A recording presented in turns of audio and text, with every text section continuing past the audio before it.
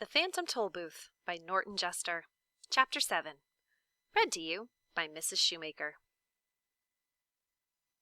The Royal Banquet. Right this way. Follow us. Come along, step lively. Here we go. They shouted, hopping from the wagon and bounding up the broad marble stairway. Milo and Talk followed close behind. It was a strange-looking palace. And if he didn't know better, Milo would have said that it looked exactly like an enormous book standing on end, with its front door in the lower part of the binding, just where they usually place the publisher's name. Once inside, they hurried down a long hallway, which glittered with crystal chandeliers and echoed with their footsteps. The walls and ceilings were covered with mirrors, whose reflections danced dizzily among with them, and the footmen bowed coldly. "We must be terribly late," gasped the Earl nervously as they reached the tall doors of the banquet hall. It was a vast room full of people loudly talking and arguing. The long table was carefully set with gold plates and linen napkins. An attendant stood behind each chair, and at the center, raised slightly above the others, was a throne covered in crimson cloth. Directly behind on the walls was the royal coat of arms, flanked by the flags of Dictionopolis. Milo noticed many of the people he had seen in the marketplace. The letterman was busy explaining to an interested group the history of the W, and off in a corner, the humbug and the spelling bee were arguing fiercely about nothing at all. Officer Shrift wandered through the crowd, suspiciously muttering, "Guilty, guilty, they're all guilty." And, on noticing Milo, brightened visibly and commented in passing, "Is it 6 million years already? My, how time flies!"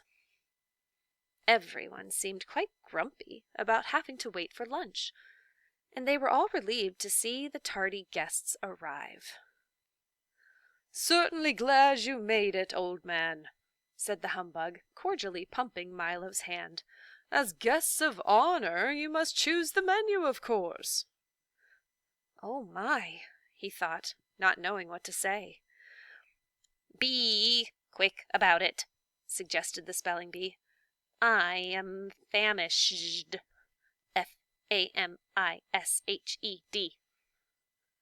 As Milo tried to think, there was an ear-shattering blast of trumpets, entirely off-key, and a page announced to the startled guests, "King Azaz, the Unabridged." The king strode through the door and over to the table, and settled his great bulk into the throne, calling irritably, "Places, everyone! Take your places!"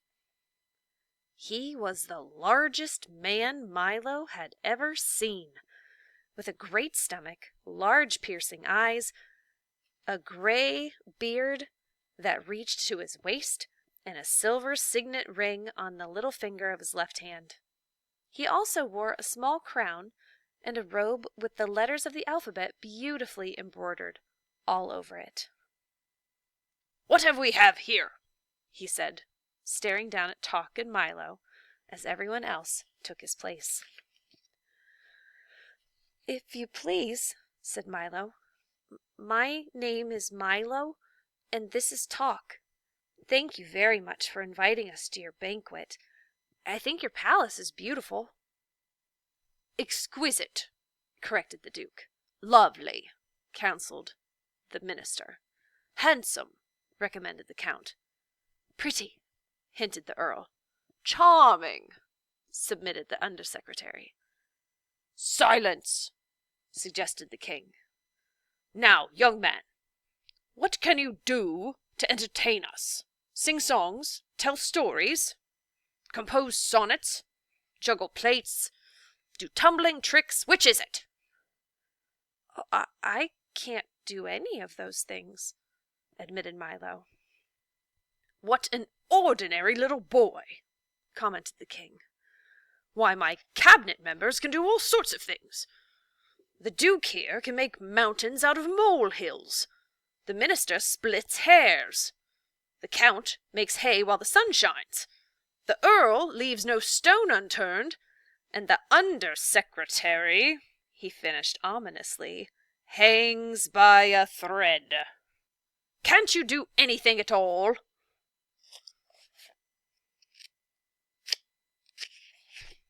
"I can count to 1,000, offered Milo. Ugh! Numbers! Never mention numbers here. Only use them when I absolutely have to," growled Azaz disgustedly.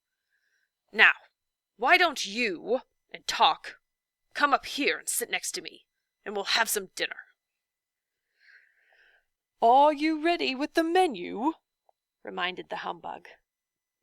"Well," said Milo, remembering that his mother had always told him to eat lightly when he was a guest. "Why don't we have a light meal?"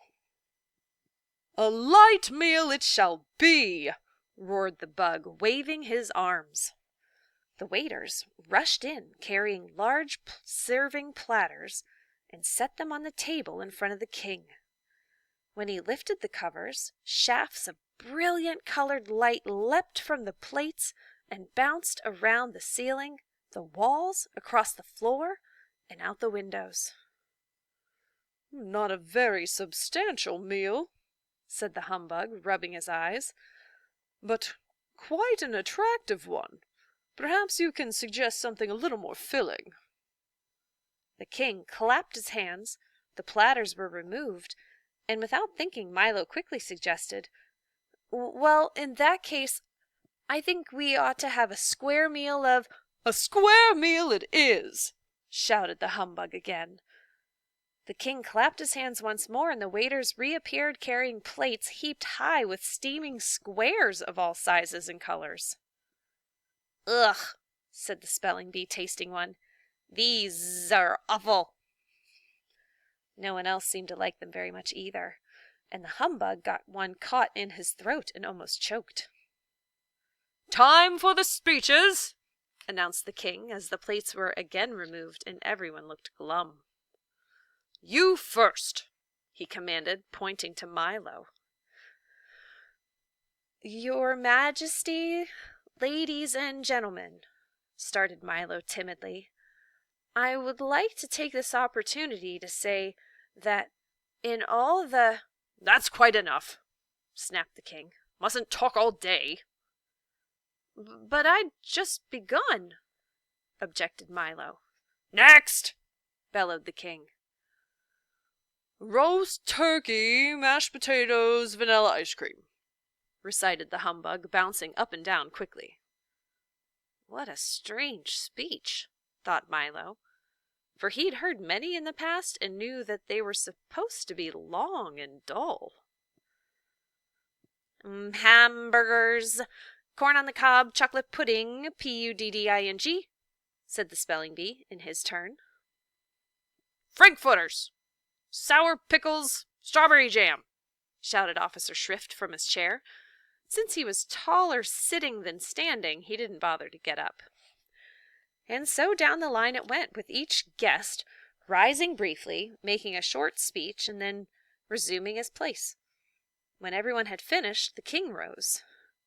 "Pâté de foie gras, soupe à l'oignon, faisson succulent, salad endive, fromage et fruits, de demi-tasse," he said carefully, and clapped his hands again. The waiters reappeared immediately, carrying heavy hot trays, which they set on the table. Each one contained the exact words spoken by the various guests, and they all began eating immediately with great gusto. "Dig in," said the king, poking Milo with his elbow and looking disapprovingly at his plate. "I can't say that I think much of your choice." "I didn't know that I was going to have to eat my words," objected Milo. Of course, everyone here does," the king grunted. "You should have made a tastier speech." Milo looked around at everyone busily stuffing himself and then back at his own unappetizing plate. It certainly didn't look worth eating, and he was so very hungry. "Here, try some somersault," suggested the Duke. "It improves the flavor." "Have a rigmarole," offered the Count, passing a bread basket. "Or a ragamuffin," seconded the minister. "Perhaps you'd care for a synonym bun," suggested the Duke. "Why not wait for your just desserts?" mumbled the Earl indistinctly, his mouth full of food. "How many times must I tell you not to bite off more than you can chew?" snapped the Undersecretary, patting the distressed Earl on the back. "In one ear and out the other," scolded the Duke, attempting to stuff one of his words through the Earl's head. "If it isn't one thing, it's another," chided the minister. "Out of the frying pan and into the fire!" shouted the Count, burning himself badly. "Well, you don't have to bite my head off!" screamed the terrified Earl, and flew at the others in a rage. The 5 of them scuffled wildly under the table. "Stop that at once!" thundered Azaz, "or I'll banish the lot of you." "Sorry, excuse me, forgive me, pardon, regrets." They apologized in turn and sat down glaring at each other. The rest of the meal was finished in silence, until the king, wiping the gravy stains from his vest, called for dessert. Milo, who had not eaten anything, looked up eagerly. "We're having a special treat today," said the king as the delicious smells of homemade pastry filled the banquet hall. "By royal command, the pastry chefs have worked all night in the half-bakery to make sure that—" "The half-bakery?" questioned Milo. "Of course the half-bakery," snapped the king. "Where do you think half-baked ideas come from? Now please don't interrupt. By royal command, the pastry chefs have worked all night to—" "What's a half-baked idea?" asked Milo again. "Will you be quiet?" growled Azaz angrily.